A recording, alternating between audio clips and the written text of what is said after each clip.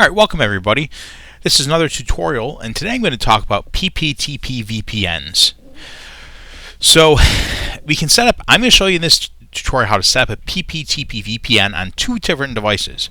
So one is going to be an EdgeRouter Lite, or actually EdgeOS. So any of Ubiquiti's EdgeRouter series of products this should work for. I'm also going to provide a tutorial how to set up on Linux CentOS 6.x. In this case I'm using 6.5 64-bit. Basically the OS is to talk about that ahead of time. It's been rolled up and as a new VM, so there's been basically no configuration done on this VM at all, and I'm going to walk you through and show you how to set it up from basically ground zero of installing CentOS as a command line server. So what is PPTP? Basically is point-to-point tunneling protocol. So it's a method for implementing virtual private networks, so it's a VPN protocol. PPTP uses a control channel over TCP and a GRE tunnel operating to encapsulate PPP packets. So essentially it's like, the way you can think about a VPN is basically like a long Ethernet cord over the internet. So it makes a secure connection between two endpoints. Asterisk on secure for this in this particular instance, however. So there's different types of VPNs. In this case, we're going to be setting up PTPP. There's also L2P IPsec VPNs, OpenVPN, etc. There's a couple other ones out there as well, but those are the biggest three. In this case, we're going to look at PPTP. And the reason I'm going to look at this is it's very easy to set up and use. So even on the user standpoint, from a client that wants to connect to the system or an employee, it's a very easy way to get a VPN running. B, it's supported by most systems out of the box. It doesn't require any additional software, say like OpenVPN, where you have to install OpenVPN software on that particular client machine or phone or whatnot or device. Also, it's one of the fastest and highest speed VPN connections. And ironically, most businesses still rely on PPTP. The downside, and this is an item, is it is the least secure of all VPN protocols. So there are some security holes in the VPN where, if you have a man-in-the-middle attack where somebody's logging in the traffic, there is the potential for that to be decrypted. We'll talk about the end of the video, but PPTP VPNs are still great things to set up and allow you to access network resources when you're not at a physical location. So let's talk about first setting up a PPTP server on an EdgeRouter Lite. So before I get started, there's two modes of authentication that EdgeOS supports. The first one is local authentication. So basically the username and password is stored locally and authenticated by EdgeOS. This is configured at the command line of EdgeOS. So essentially, the router itself, the EdgeOS device, is what's letting people log in using a username and password that's stored actually on that EdgeOS or EdgeRouter. The second type of authentication is called Radius. Obviously, that mode is used for Radius authentication, which is a centralized authentication. So it's not stored on the router. Another server would authenticate you into the VPN. So where this could be useful is if, say, you had, 50 client sites, right, that you manage, and for one company. What this would allow you to do is use the same login credentials, but setting it up one time to log into all of the network hardware, for example.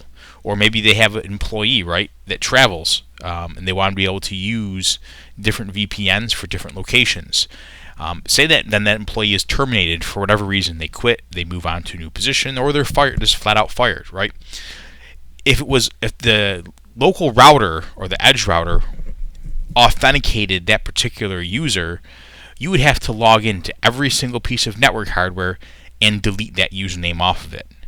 Same thing with adding a new employee. You would have to log in to every single router in your network that they were going to use and then authenticate that, or add their credentials to log in. If they forgot their password, guess what you'd have to do? Change on all devices.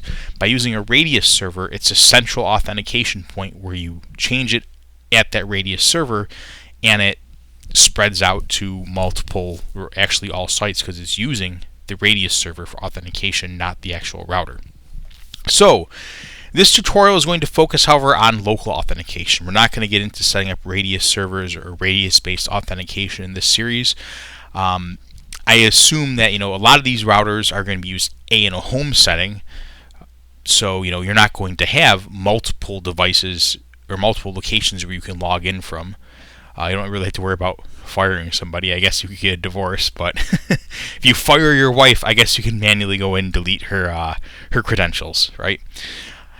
The other thing is, even for small businesses, they may have one site, maybe 2-3 sites. It's not going to be a huge hassle in a lot of cases to manage that. It'd be probably a bigger hassle to set up radius and get everything working that way at that point, because it's such a small setup, not a huge field setup, the sprawling network. So setting up a PPTP server on an EdgeRouter Lite, and that's going to get PPP and PPTP. Saying that a few times is going to get you tongue-tied. So the first thing we need to do is log into EdgeOS using PuTTY or another SSH tool. The VPN server does need to be configured through the command line. Unfortunately, there is not a GUI listing or GUI section for VPN servers yet. This is as of firmware 1.6 for Edge routers. However, that potentially can change in the future. But as of the making of this video, there is not a GUI portion for that. So we're going to fire up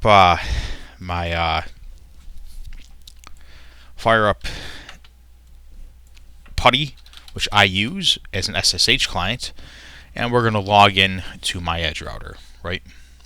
Give it a second here to let the credentials work.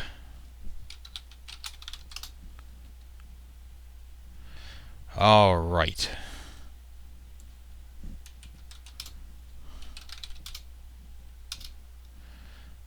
All right, so we're on the Edge router. So the first thing we need to do is we need to type in configure. This puts us in configuration mode, right? So you're going to know that because it's going to say edit. And that means telling you you're editing the configuration of the router. Now, I actually already have this set up in my router, but I wanted to show you at least how to set into configuration mode. So the first thing we're going to do is we're going to tell the Edge router that we want to use local authentication and not radius authentication. So we type in set, right? And then we're going to type in VPN. And by the way, we can also do is afterwards we can hit question mark on the keyboard, and it'll show you the next series of commands, right? So you go PPTP, right? As we see here. Hey, the next thing is remote, and tab will complete what you just typed in. So if you type in the first couple letters, hit tab, it'll fill the rest in, and then you get question mark. It tells you some of the next items we need to look at. So we're going to do auth, right? Authentication. We're going to talk in mode. And we're going to type in local. It'll probably tell me it's already set to that. It already exists, but that's what you would do. So set it to local mode. So what we can do next then is that's going to tell the Edge router that we want to be in local authentication mode. The next thing to do is add some usernames. Obviously, you have to log into the Edge router. As when you connect with your VPN, you have to have a username and password to do that. So we actually have to manually set this up. And we can do this for as many users as you like. You don't need to set one username password and that's it. You can have multiple username passwords for different users. So we're going to do, again, remote access authentication. We'll go local, right? Local users is going to be username. And we'll type in this case, XXX. And password. That would be, the XXX would be the person's username. My pass, right? And then we'll hit enter. So that would add in that user. Obviously, I don't want him. So we're going to get rid of that user because I don't want that user.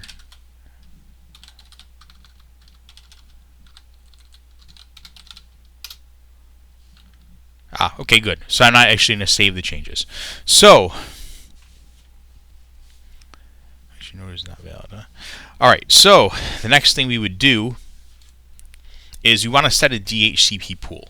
So what this is going to be the IP range that when a user connects to your VPN, what they would get, right, as their IP, because you have to get an IP on the other side of that VPN network. So you want to pick a range that's not in your DHCP range, and you're also not using for, you know, static IPs potentially on your network. So in this case, I have my DHCP server handout addresses up to and including .250. I'm using a /24, so 192.168.1.0/24 network. So I have it using IP 251 through 254, which is what these two commands do. It tells you the start range and the stop range for IPs that the VPN server will give out to the clients that connect. The next thing we need to do is we need to set the listen address. So we need to make sure that our PPTP server is listening on our public IP address. So you do that by typing set VPN PPTP remote access outside address and then your public IP. That can be attained a number of ways, either from the EdgeRouter's front screen when you log in. You can also just go to something like whatismyip.com. That's another way to do it. You can also look at the interface through the router itself by using show commands. The next thing we need to do is we need to set some DNS servers. So these are the DNS servers that your clients are going to get when they connect to your VPN. I'm using two VPN different DNS servers. I'm using, first one is 8.8.8, which is, or .8, another 8 in there, which is Google's public DNS, and then I'm also using 4.2.2.1, which I believe is AT&T's DNS. But I like to give out two different DNS servers from different ISPs. That way, if any point one is ever having an issue, hopefully your VPN users don't encounter any problems with connecting to sites or whatnot. So the next thing we need to do is we need to add firewall rules. So by default, this PPTP traffic or this VPN traffic is not going to be allowed through to your network. Now, something important here, since the router itself is what's running that PPTP VPN server, we need to actually set firewall rules for traffic intended for the router, not for the inbound network for everything past that router. So by default, the EdgeRouter has something called WAN_local. Okay, so that is the local rules for the device. So it's local to the router. So we need to set a couple rules. One to allow port 1723, and one to allow protocol GRE. The first rule, so setting a firewall name, so it's set. We're going to set a firewall rule. The name of the rule set is WAN local for the actual inbound traffic headed towards the router. We're going to use rule number 30. And the way the rule numbers work is rule 1 gets processed, then rule 2, then rule 3, etc. What I like to do is leave space between rules. You technically label this like rule 5, then rule 6, and it would work just fine. However, say I wanted to slide another rule in between them at a later point in time, it would be a big pain where now I could just say rule 35, and I could slot a rule in between these two rules. So I always like to leave a little extra room with my rule numbers. So the action for this rule is going to be the accept traffic. We want to allow that VPN traffic in. Again, we're going to set a rule description. I just called it allow PPTP. That's just the rule description that I gave it. You can name it anything you want that does not have to be certain. That's just a label. The destination port is 1723. I don't want to log anything, and the protocol it uses is TCP. The next one we do is rule 40. Again, we want to accept this traffic. The description, it actually goes to one line. This wrapped around, but technically you'd be continuing to type past. I called it allow PPTP PPTP GRE, because it's allowing GRE protocol for the purpose of PPTP traffic or VPN traffic. So that's why I named the rule. Protocol is going to be GRE, and again, I want to disable the log, right? So I'm allowing any traffic on any port for GRE. So that's pretty much it. Once you do that, the PPTP server is running on the EdgeRouter Lite. That's all there is to it, literally. It's that simple, right? The next thing you need to do is we need to make sure we save those commands, right? Or save those changes. So you type in commit and then save. I don't want to add a user named XXX. So I'm going to exit without saving the changes on my router, because I don't want that user on my VPN server. But that's how you would add in that. So once you do that, commit and save, the PPTP VPN server is now configured and running. That's it. That's all it takes to get this running on your EdgeRouter Lite. So the next thing we're going to look at, we're going to talk about setting up a client a little later on in the video. Obviously, there'll be some shortcut links in the description of the video. So if you wanted to skip ahead to that, just read the description, you can do so. That's a universal feature in pretty much all my videos. I do try to add time links to make it easy for you, the viewer, to jump around to different sections of the video or back and forth and rewind and so forth. With that being said, next what we're going to look at is we're going to look at setting up a VPN server on Linux. So this is a little bit different, okay? So for this demonstration, I'm going to use a fresh CentOS 6.5 64-bit VM virtual machine, and also no configuration or installation of software has been done. I prefer to use CentOS, however this process is pretty similar in, I guess I spelled Ubuntu wrong, but Ubuntu and Debian as well. You don't need to add repositories for Debian or Ubuntu. That's one difference. So actually it's a little easier in Debian or Ubuntu. That being said, so out of the box, CentOS does not have its network adapters configured. They are not set up and running out of the box. So the first thing we need to do is get those get the VPN, the Ethernet adapter for this server running. So let's get this going. We're going to log in as the root user. So this is a brand new VPN, basically. So what we need to do is we need to edit the configuration of the Ethernet adapter.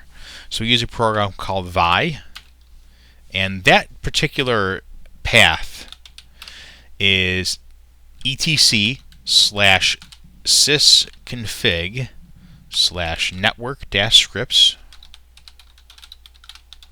and it's I think it's actually IF, not EF. IFCFG dash.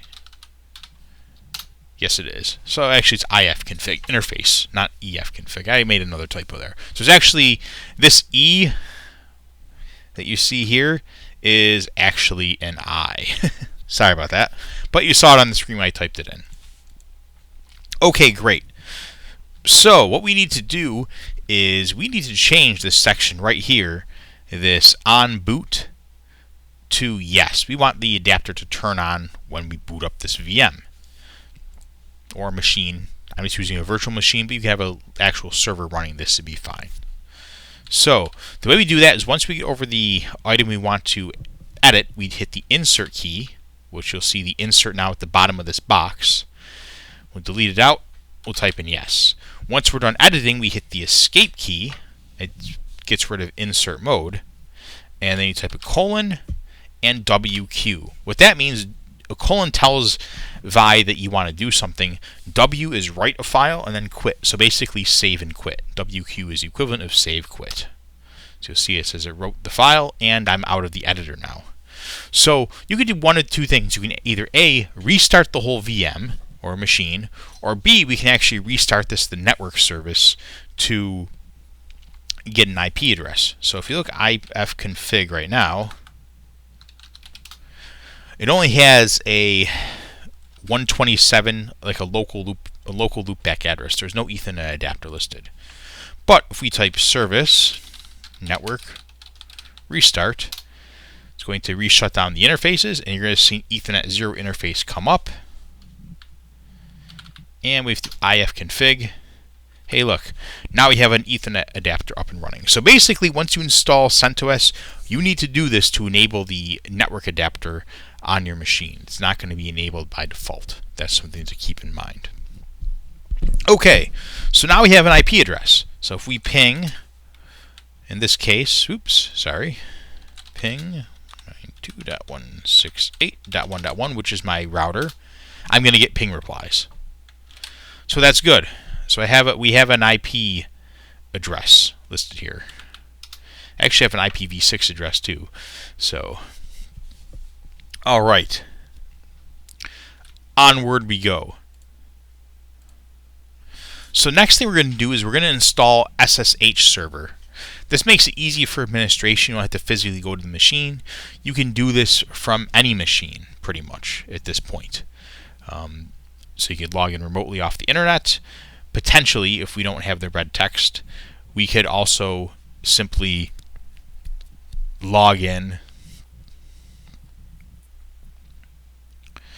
off of any computer local on the network. So the first thing we're going to do is we are going to install SSH server, right? So what we're going to type in, let me get my interface back in here. We're going to type in yum, which is a package manager. You can just do install, or you can do -y. -y is like saying yes to all, so it doesn't prompt you to do anything. Install SSH-server. There you go. So what it's going to do is it's going to take a bit, but it's going to actually install OpenSSH daemon, which is the server that you use to connect. Allow clients to connect using SSH to remotely administer the server through a terminal. I prefer that over this interface from the VM machine. From my VMware server. I don't have to continually try to release my cursor, which is a pain in the butt. Next thing we're going to do is chkconfig SSHD on. So what this, hope I can type in correctly. There we go. So what that tells the system to do is on reboot start SSHD. So basically chkconfig is like telling the system what services you want to start or have stopped when you reboot the computer. So we're going to make sure it's on. Next thing we're going to do is we're going to clear out our IP tables, which is IP tables-f. So it dumps all the IP tables listing. We can type IP tables-l to list it, so we can see our firewall rules completely blank at this point. So the next part here does have an option to it. We're going to move this off to the side for a second. So what this will do is, for inbound traffic, the source, if the source is 192.168.1.0, any address from 0 through 255, it will allow TCP traffic destined for port 22, because it's going to jump to accept. So essentially, this red text is optional. You do not need to have this in. If you don't have this address in and don't define a source IP address, it will allow any computer on the internet to essentially get a login prompt for your SSH server. So what you can do by having your local address space listed here, you can limit it so you can have this listed on the internet publicly, but the SSH server will not acknowledge requests unless they're from your local internet, or local intranet. So essentially, unless you're connected to the office, for example, either through a VPN or actually at a station at that particular office, it would not allow you to actually get an SSH prompt to log into the system, which is nice from the security aspect. It's not required, especially if you do want to remotely administer the system, but if you're going to have a VPN, you can do that once you're past the VPN, because you're going to have a local address. So what we do is we would type in IP tables dash A input input and then S, the IP address scheme. So in this case 192.168.1.0. Man, I'm typing poor today. .1.0/24 dash P is going to be TCP protocol. D port is going to be 22. And when that traffic comes in, we want to accept the traffic. There we go. So we're going to accept that traffic. So if we do IP tables dash L, actually, there we go. So we list it. You can see that we have a new rule for SSH traffic to allow it from any source on my local network, right? So what we're going to do is say service IP tables save. What this does is it saves the IP tables rules. If you were to set this rule and then reboot this machine, the rules would disappear. We have to save the rules after we do this. So that's it. Now we can reboot as an optional. So what we're going to need to know is our IP address. So we can do that by getting, if config, right? So we are 192.168.159. Everything being said, we should now be able to log in to that address. Right? So, hey, we get a login prompt. There we go. So we're logged in now. We no longer need this particular item, and it keeps capturing my keyboard, so I'm going to be happy to put that away.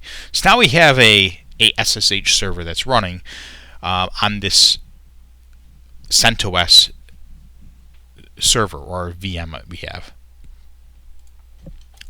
Oops, let's see. So the next thing we're going to do is we are going to add repositories for PPTPD. So now we're actually going to start installing the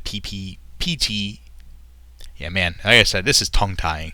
PPTPD server, or basically the PPTP server. D stands for daemon, which is basically a server in Linux terminology. So first thing we're going to do is we're going to type in rpm-i. Basically, it's adding a repository list. So we're going to do that. All right, so we have that in here. The next thing we're going to install is another command to actually install the software. So it's yum-y install and then PPTPD. So install the PPTP VPN server software. So again, it's going to go through downloading and installing this software. So it's going to be going.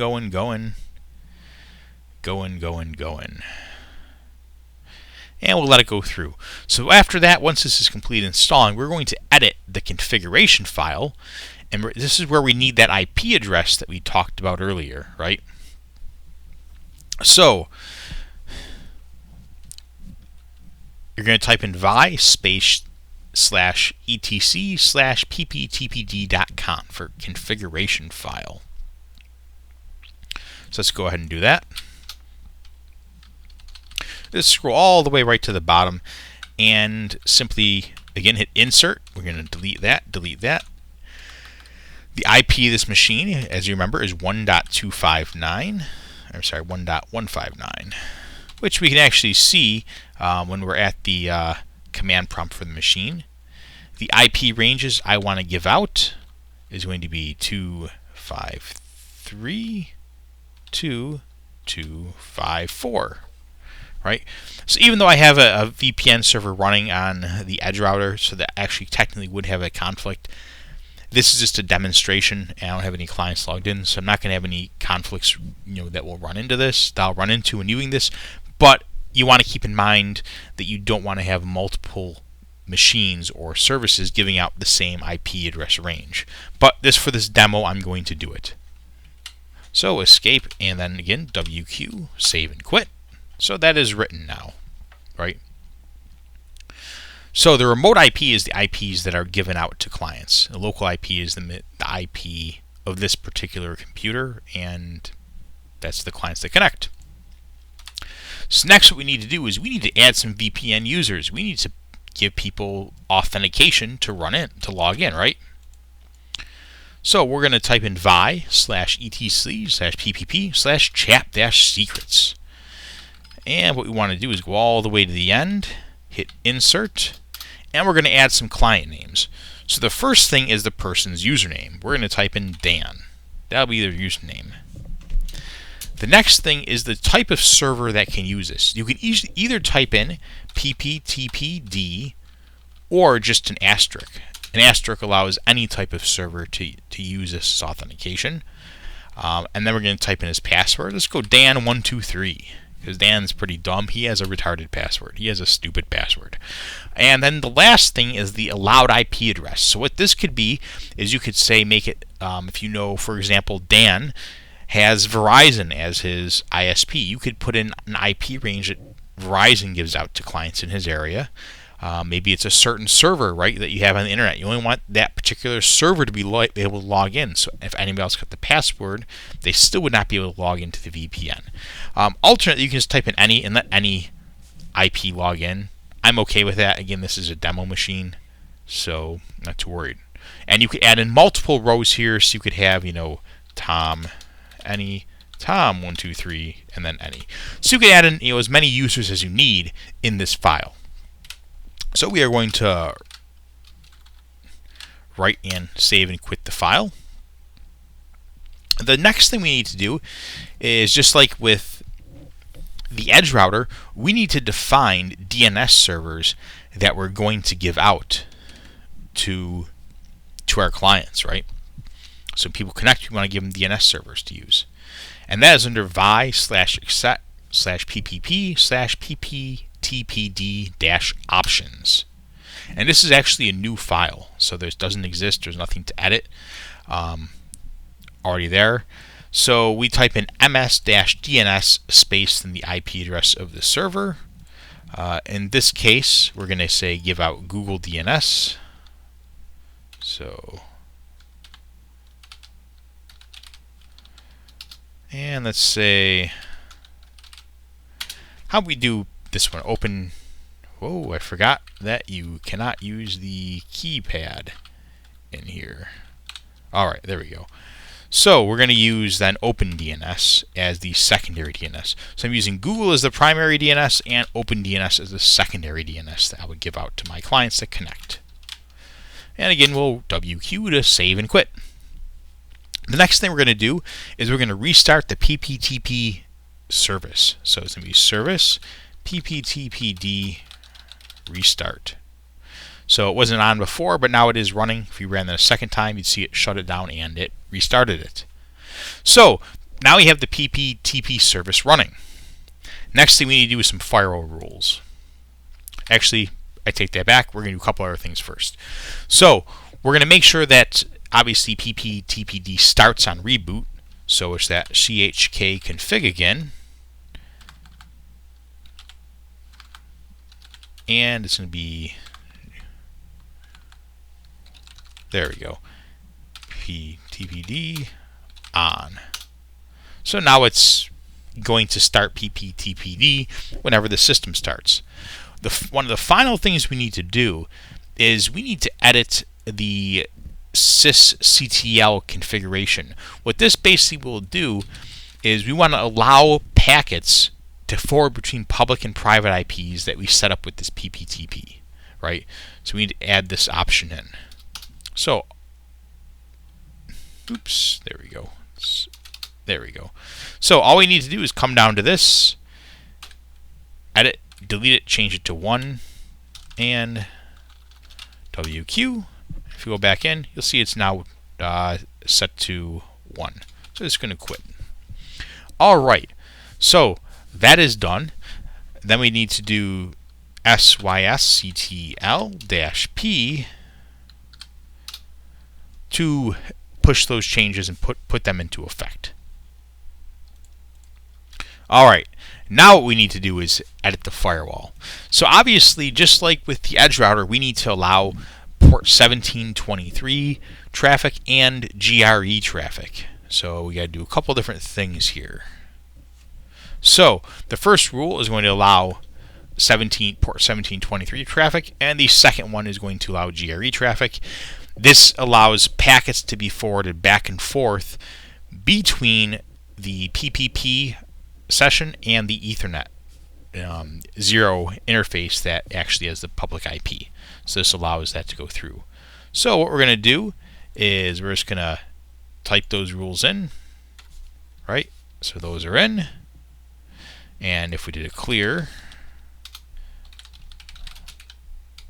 and list the rules, we will now see those rules listed in here. They're in there now.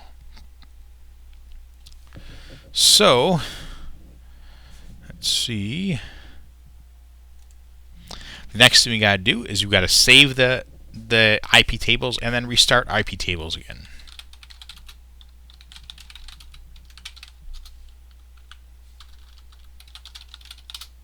So we'll restart IP tables, right? And if we do IP tables -L, there we go. We can see all the rules are listed and still saved there. And we're going to reboot. So we're going to reboot the machine then. Make sure everything's working, right? Hey, network connection's closed because that machine's rebooting. So we'll give it a bit of time to start up here. But in the meantime, we're going to talk a little bit about setting up a PPTP client, right? So most operating systems include a built-in PPTP client. This includes, Windows 2000 and later. I believe, obviously, Windows 10 should have it in there as well. Who knows yet? It hasn't been released yet. But Windows 2000 and later has it.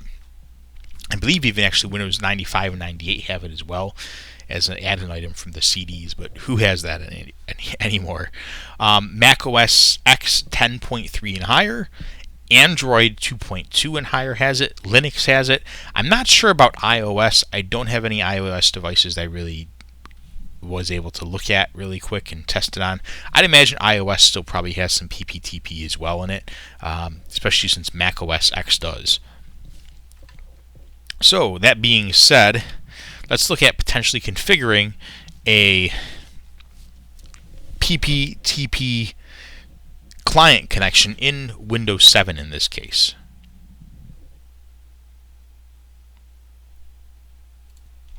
So how do we do this? We're going to pull up the control panel, then you go to Network and Internet, and then Network Sharing Center. So there's a couple of things we can do from here, right? So the first one is we can connect to a network. So this is going to actually allow us to connect to an existing already installed item. But the item we want to look at is going to be set up new connection or network. So what we want to do is we want to choose actually connect to a workplace. So this is my dad's VPN. I manage his network at his home. But we're going to say, do you want to use a connection you already have? No, we want to make a new connection. So we're going to use the internet connection or VPN. So you want to type in the address here. In this case, since it's local on my network, I'm going to type in 192.168.1.159. If you remember, that's the IP address our VPN server has. Obviously, if you want to have this access from the outside world, you would, if it's the EdgeRouter Lite, you just type in the public IP here. And if you're using like a Linux VM, you have to make sure you go into your router and port forward everything to that VM's IP and the bright ports again. But that being said, once you do that, this will work as well. So I'm just going to name it test, right?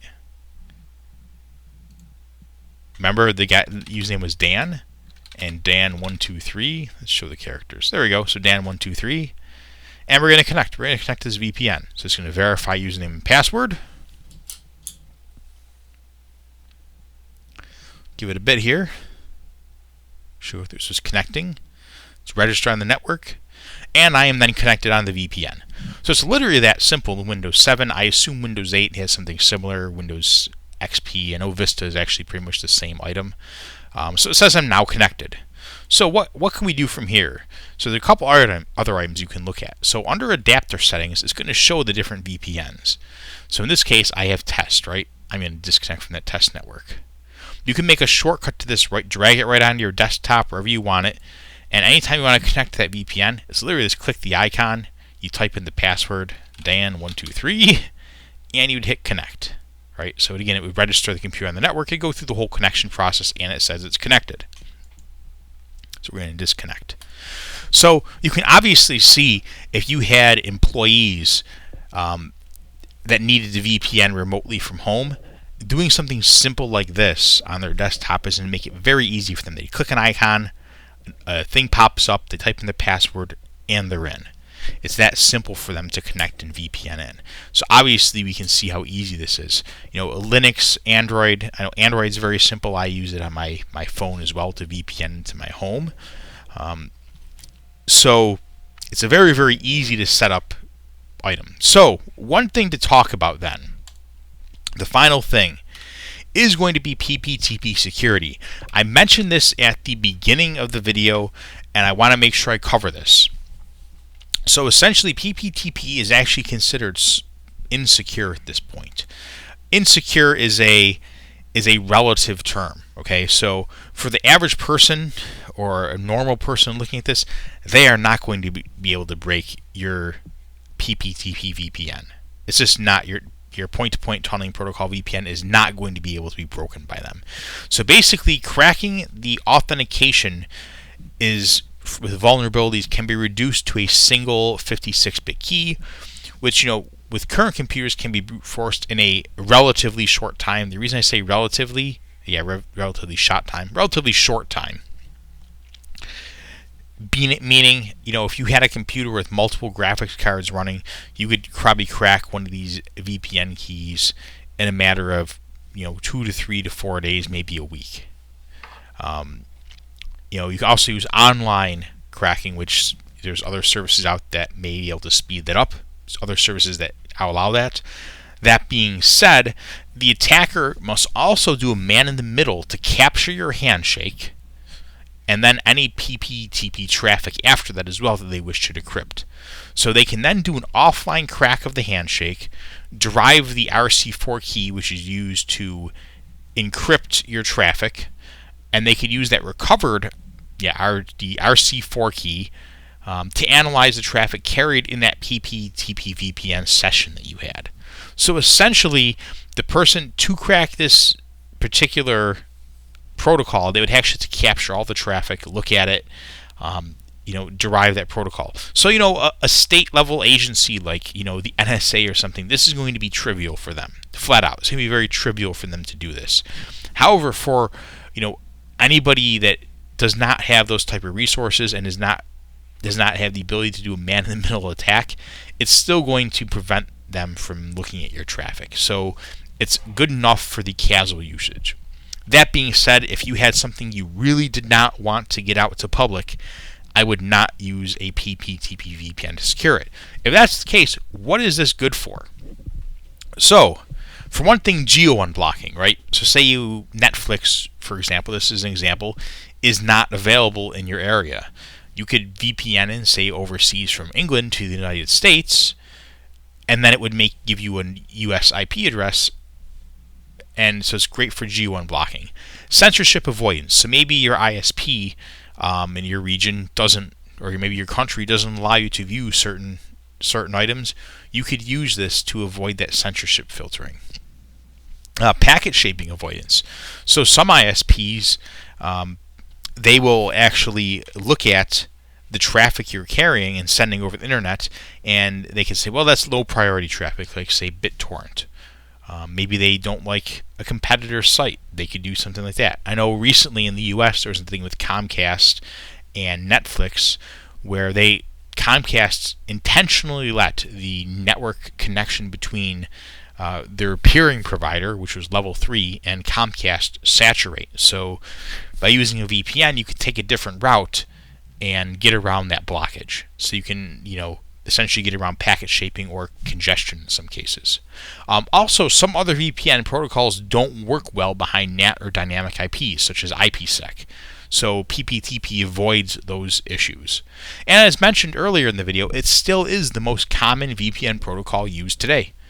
There's a reason for that, because as we saw, it's very easy to set up. So I hope this video is very useful for everybody and provides you with the knowledge that you need to set up and configure a PPTP VPN server.